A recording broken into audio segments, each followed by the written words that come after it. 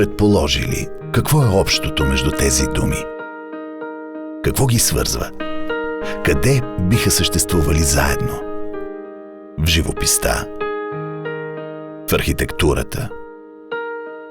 Някъде в живота? Ще ви кажа. Всички тези думи на санскрит се изразяват с една единствена. Думата за цветно, за нюанс, за изглед. Думата Варна. Не знам дали оттам идва името на града, но му отива да е оттам. А ако огледате старателно глобуса, ще намерите 11 града с това име. В Сърбия, в Русия, Италия, Америка.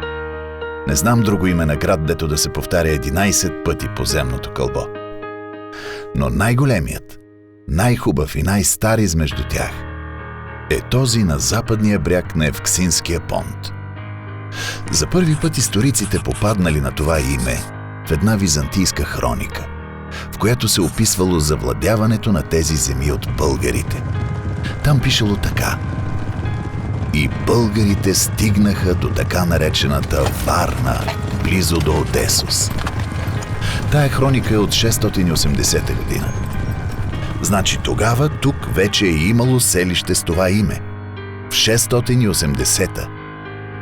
За сравнение трябва да отбележим, че 500 години по-късно ще бъде основана Москва, а Ню Йорк още 500 години след нея.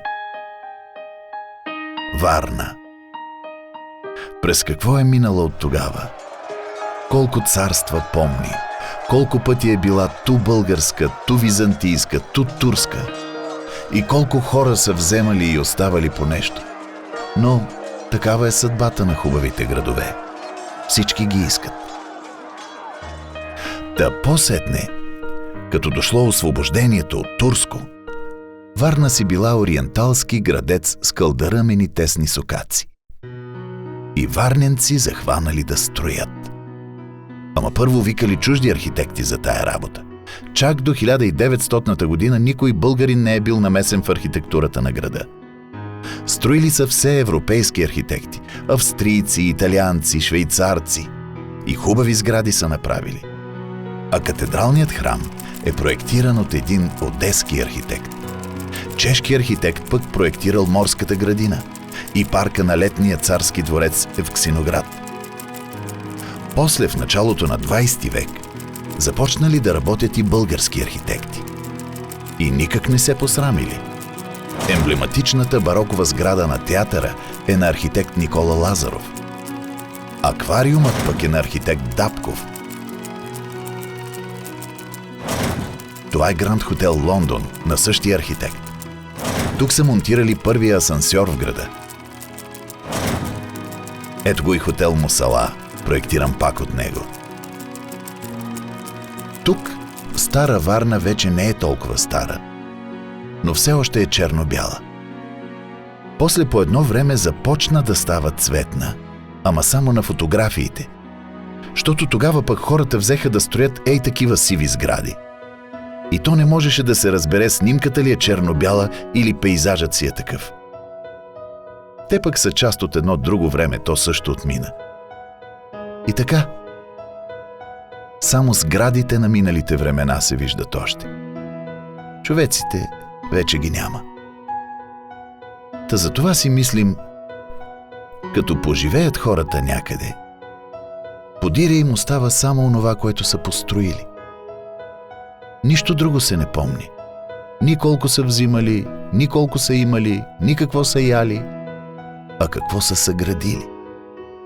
От маите какво е останало? От египтяните, от римляните, от старите българи? Построеното. И като го погледнеш, то сякаш с глас ти разправя за ония миналите хора. И разбираш какво им е харесвало, как са го мислили, как са го сънували, как са го страдали. Целите ги прочиташ. Ей така, от един зид, от един свод, от едни стъпала или една колона. Те и сега градовете, като ги погледнеш, веднага ти казват какви са им хората. Чисти ли са, не са ли? Имат ли очи за хубавото? Или им е все едно как живеят? Мислят ли за тия, дето идат подире им, или го карат така, ден да мине? Та за това, любезни приятели, ви поканихме. Да ни кажете вие какво виждате в нашите къщи, хотели, големи сгради. Защото сме ги правили с много любов. Сънували сме ги, мечтали сме ги и сме се борили за тях, така както човек дете отглежда. И после, като го пусне сред хората, все се надява то да не го посрами с нещо. Много от тия наши деца вече пораснаха. На 25 години са първите. Други са в училищна възраст. Трети са още в люлката. Четвърти на път да се родят. Но всичките са си наши. И всичките с любов са правени. И се надяваме тая любов да си личи. Да построиш сграда не е толкова трудно. Правят го много хора, непрекъснато. Държавата ни се напълни с лесно направени сгради. Но да създадеш сграда с всичко нужно за почивка и спорт, за занимания на децата, да направиш така, че хората да се чувстват спокойни и сигурни, да промениш изцяло културата на живот, да успееш да създадеш уют не само вътре в домовете, но и във всички обществени пространства, да се сприятелиш с зеленината, с водата, с цялата палитра от цветове и аромати на природата. Това е голямото предизвикателство и великото удоволствие от тая работа. Да видиш как хората се спират, за да погледат. Да чуеш веселия смях на децата, докато играят на площадката или се пръскат с вода от поточето. Това е, което ни кара да продължаваме и след първия четвърт век. А много ли са, малко ли са 25 години? Вече минаха. Поне никой не може да каже, че ни липсват първите 25. Сега гледаме напред към следващите. Всъщност, това е единствената възможна посока. Миналото си човек не може да промени, но с уроците на миналото може да променя бъдещето. Всяко красиво нещо излязло от ръцете на човек първо е било мечта в нечие сърце. А с мечти ние сме благословени. Мечти при нас колкото искаш. Само че тях сега няма да ви ги разказваме. Направо ще ви ги покажем някой ден. И благодарим ви, че ни вярвате.